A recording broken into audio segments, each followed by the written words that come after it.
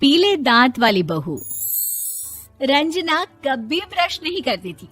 उसे कितनी बार उसके माँ बाप ने डांटा, लेकिन उसका कोई असर उस पर होता ही नहीं था, जिस कारण से उसके दांत पीले पीले हो जाते हैं। शादी के बाद अरे बहू, वैसे तो तुझ में कोई कमी नहीं है, पर तेरे दांत इतने पीले कैसे हैं बेटा? कैसे मतलब? कोई सर्जरी थोड़ी ना कराइए।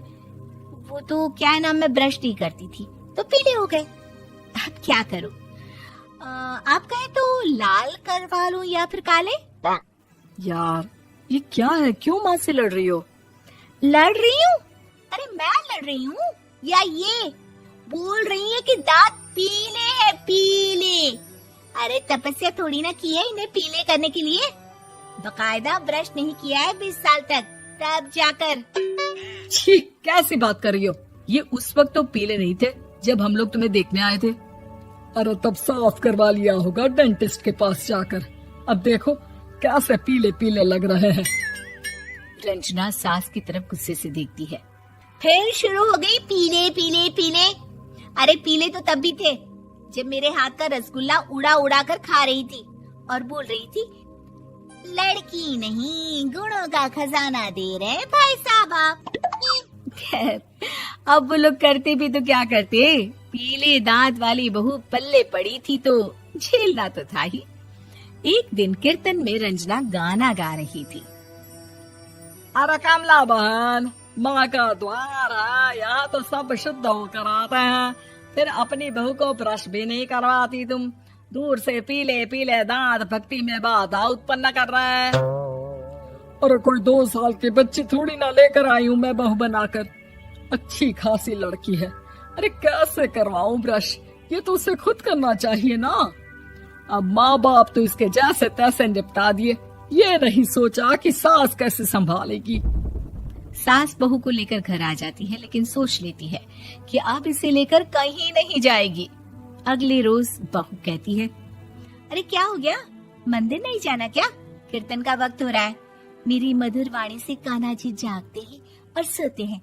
आप तो जानती है ना उनकी भक्ति में कितना मन लगता है मेरा। वो क्या है ना, तबीयत ठीक नहीं लग रही है मेरी, आराम करूंगी मैं। तबीयत ठीक नहीं लग रही? अभी तो मिथुन के गाने पर नाच रही थी आप, और अब बोल रही है कि तबीयत ठीक नहीं लग रही। अरे भक्ति में मन लगा लो सासू माँ, ऊपर जाना है, क्या मुंह दिखाओगी आप? हाँ? सास को बहू की बात पर गुस्सा आ जाता है। मैं क्या मुंह दिखाऊंगी, इसकी चिंता तो ना कर, समझी? अपने मुंह की चिंता कर, जो ये पीले पीले दांत लेकर हर जगह पहुंच जाती है। पता है लोग कितना मजाक बनाते हैं। ना जी ना, मैं नहीं जाना कहीं तेरे साथ। तो ये बात है, कोई ना, मत जाओ, मैं अपने कमरे में ही बैठकर भक्ति कर लूंगी। ऊपर वाला दांत थोड़ी ना देखता है, मन देखता है, भावना देखता है। और अरे बस बस, तू सब कुछ दिखा, बस ये सफेद चमकदार दांत ना दिखाना किसी को, है? जा यहाँ से। बहू को सास की बात का कोई फर्क नहीं पड़ता, वो तो जैसी थी वैसी ही रह जाती है। सुबह नहाकर किचन में खाना बनाना, फिर खाना खाना, कीर्तन भजन करना और सो जाना। एक दिन, माँ जी मैं सहेली के घर जा रही हूँ, शाम को लेट आऊंगी। हाँ हाँ तो जाना, मैंने कौन सा तेरी आरती करनी है घर पर बैठकर। रंजना सहेली के घर जाती है, जहाँ वो पार्टी में जाने की तैयारी कर रही होती है। अरे शिखा, कहाँ जाने की तैयारी कर रही है? मैं गलत वक्त पर आ गई क्या? अरे नहीं यार, उल्टा सही वक्त पर आ गया। मैंने ये साड़ी और ज्वेलरी निकाली है यार, शाम को इनके ऑफिस की एक पार्टी में जाना है। बताना कैसा लग रहा है ये सब? नहीं यार, इस ड्रेस के साथ तो वो वाली ज्वेलरी अच्छी लगेगी। हाँ हाँ सही बोल रही है, मैंने ध्यान ही नहीं दिया। वैसे तो हमेशा से मस्त फैशन सेंस रखती है। तो बड़ा जाती होगी ना पति के साथ पार्टी में। रंजना कुछ नहीं बोलती, बस सोचती है कि यार काश ये बात सही हो जाती, पर मैं क्यों नहीं जाती पार्टी में? क्या इन लोगों की कोई पार्टी होती नहीं होगी? रंजना घर आती है और रात में पति से सवाल करती है, एक बात बताइए, आप मुझे किसी पार्टी में क्यों नहीं ले जाते? क्या आपके यहाँ ऑफिस में पार्टी नहीं होती?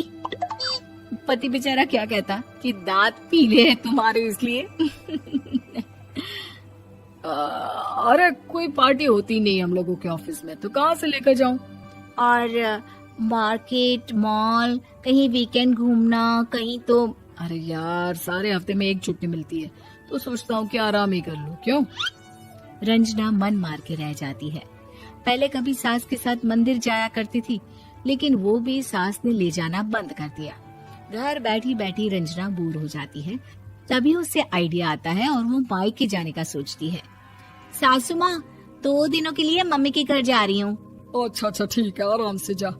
और हाँ, माँ से कुछ अच्छी आदत सीख कर आना कि कैसे शरीर के हर भाग की तरह दांतों की सफाई भी जरूरी होती है, समझी? शुरू हो गई ना आप। वो लोग आपकी तरह नहीं है कि छोटी छोटी बात का बतंगड़ बना दे। उन लोगों के लिए मैं मायने रखती हूँ, ना कि मेरे पीले पीले दांत। रंजना माँ को बिना बताए उन लोगों को सरप्राइज देती है, लेकिन जैसे ही वो दरवाजे पर पहुँचती है, अंदर देखती है कि घर वाले कहीं जा रहे होते हैं। अब माँ, काश रंजना दीदी के दांतों वाली प्रॉब्लम नहीं होती, तो वो भी हम लोगों के साथ चलती ना बुआ जी की बेटी की शादी में।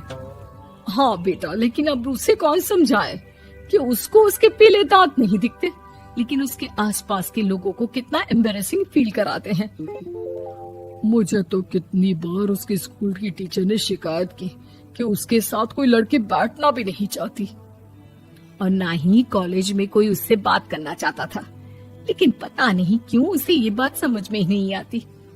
कोई कमी नहीं है उस लड़की में, बस यही कि दांत पीले हैं। वो तो भला हो जीजा जी और उनकी माँ का, जो दीदी को जैसी है वैसे ही रखा हुआ है। रंजना को अपने घर वालों की बात सुनकर बहुत दुख होता है।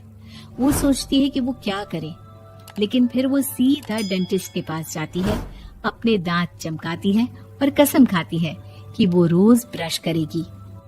अरे क्या हो गया? तुम तो 2 दिनों के लिए गई थी ना? पर कोई ना, अच्छा है, चलो आ गई तो। रंजना सास के सामने आकर खड़ी हो जाती है और पूरी स्माइल करती है, उसके चमकदार दांतों को दिखाती हुई। हैं? चले मंदिर। माँ, मुझे माफ कर दीजिए, मैंने आप लोगों को बहुत एम्बैरेसिंग फील करवाया। मैं आज से रोज ब्रश करूंगी।